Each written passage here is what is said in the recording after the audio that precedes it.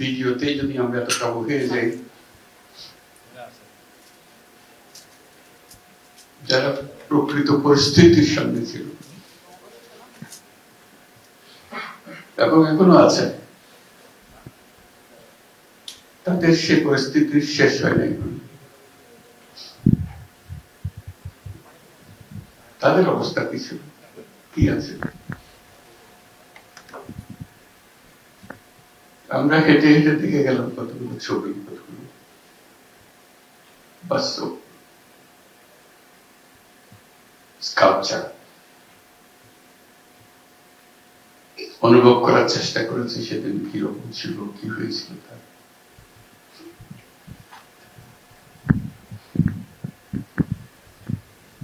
যারা এখানে দেখতে আসবে এগুলো,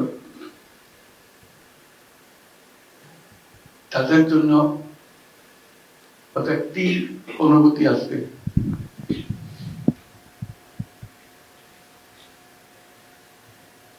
যে বাংলাদেশের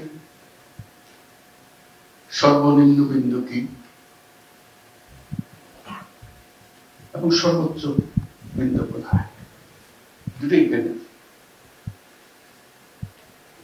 সর্বোচ্চটাও দেখি, সর্বনিম্নটাও দেখি।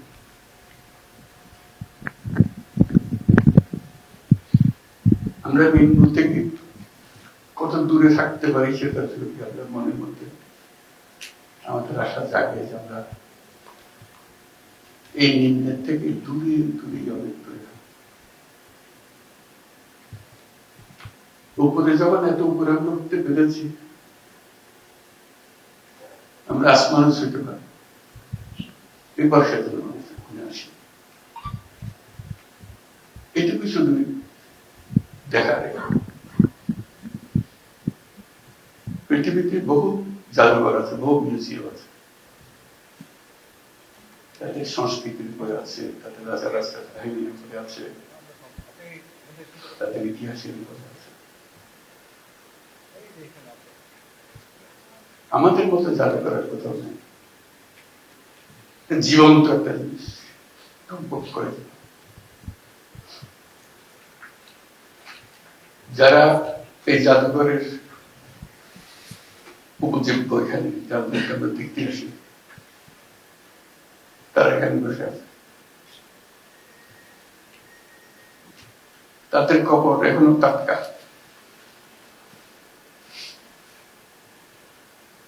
আমরা যে তাদেরকে জাদুঘরের মধ্যে আনতে পেরেছি, এটি আমাদের সৌভাগ্য, বিরাট সৌভাগ্য, জাতির একটা বড় সৌভাগ্য। টাটকা টাটকা ইতিহাস, এত টাটকা ইতিহাস নিয়ে জাদুঘর বোধহয় দুনিয়ার কোথাও হয়নি, আশা করি আর হবেও না।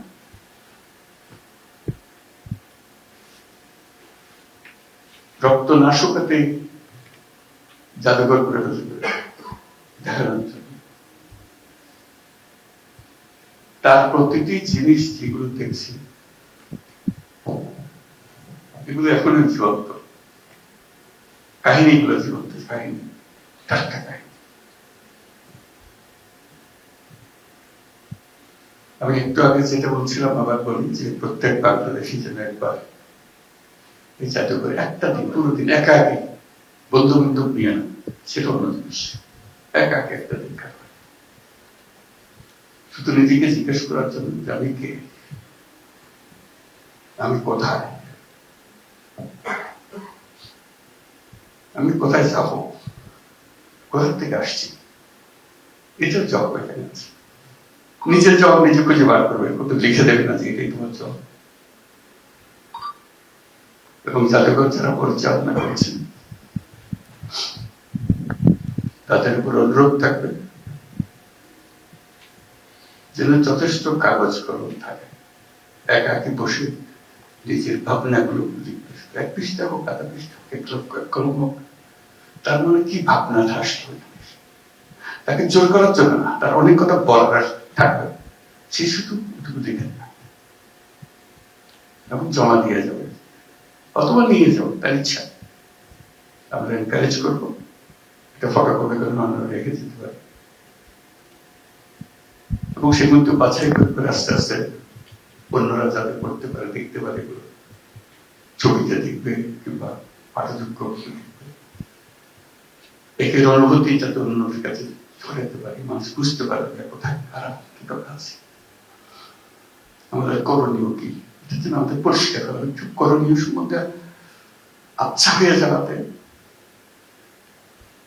আমরা একে সন্দেহের চোখে দেখে কিছু, যদি পরিষ্কার হতো তো সন্দেহটা থাকতো না। এটা তো পরিষ্কার জিনিস, এতে কারো সন্দেহ করার কিছু নেই। ওই লেখার বিষয়টা জীবনে একবার অন্তত একা আগে সারাটা দিন এখানে কাটিয়ে যাবে নিজের মতো করে। আর একটা আসার কথা বলছিলাম যে আমরা মাঝে মাঝে দিশাহারা হয়ে যাই, অনেক রকমের চিন্তা, অনেক রকমের বিবাদ আমাদের মধ্যে এসে যায়, আমরা ভুলে যাই কোথা থেকে আসলাম। আমরা যখন পথ হারিয়ে ফেলি বিভেদের মধ্যে, এক একজন এক এক দিকে যাওয়ার জন্য তাকিতে দাঁড়াতে অত্যাচার করে, আমার দিকে আসতে হবে না, খবরদার।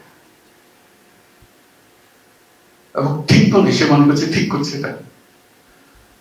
সেই সময় যখন আমরা বিভিন্ন মতে বিভক্ত হয়ে যাই, আমি প্রস্তাব করছিলাম যে যারা এই বিভক্তি লিড করছে তাদেরকে একসঙ্গে একটা দিন সকাল থেকে রাত পর্যন্ত লেখা দিয়ে দেওয়া, একাকি কাটাক থেকে ঘুরে ঘুরে বেড়ায়, বসে চিন্তা করুন, রাত্রে একসঙ্গে খাবে, হয়তো তাদের চোখ পরিষ্কার ভাবে ধরা পড়বে আমাদের করণীয় কি। কিছু আর্গুমেন্টে দিতে হবে, তর্ক করতে হবে। এখানে সমস্ত তর্কের অবসান, এখানে হলো আত্মাবিষ্কার। সকল শিক্ষার্থীর ডেস্টিনেশন হোক, বছরে যখন তারা ফিল্ড ভিজিট করে, এই করে একটা ফিল্ড ভিজিট যেন এখানে করে, সেই ব্যবস্থা যেন রাখা হয়। এটা কোনো পাঠদান করার জন্য না, জাস্ট ঘুরে বেড়ানোর জন্য, দেখার জন্য, তাদের প্রশ্নের জবাব দেওয়ার জন্য। কেন এটা করছিল, কি হয়েছিল তার, এরা কারা, একটা কয়েক মিনিটের একটা ছবি দেখেই আমাদের এত কান্না কাটে। সব কাহিনী একত্র করলে আমাদের অবস্থান কি হবে বলে?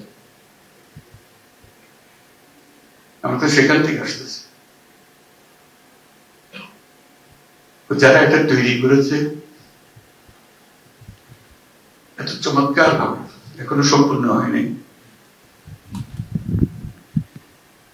তাদের প্রতি আমরা কৃতজ্ঞ, জাতি কৃতজ্ঞ, অনন্য একটা জাদুঘর তৈরি করার জন্য।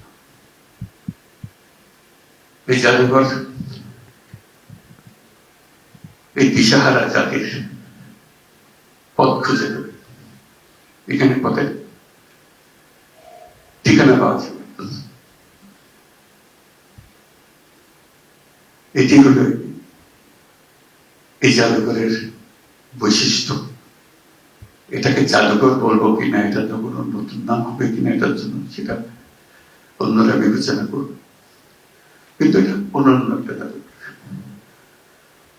যেখানে জাতি পুনঃ নিজেকে আবিষ্কার করবে। তো যারা এটার প্রণেতা, বিচ্ছিন্ন ভাবে আমরা সব টুকরে টুকরে সব জানি, আমরা কোনটাই অপরিচিত, সবার পরিচিত। আয়নাগরের বাসিন্দা তো এখানেই আছে, যারা পরিবারের বাবা মা আত্মীয় স্বজন হারিয়েছে, তারাও এখানে আছে।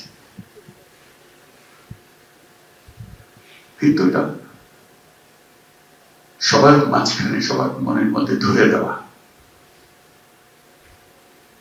এটা তো সুন্দরভাবে তুলে ধরেছে।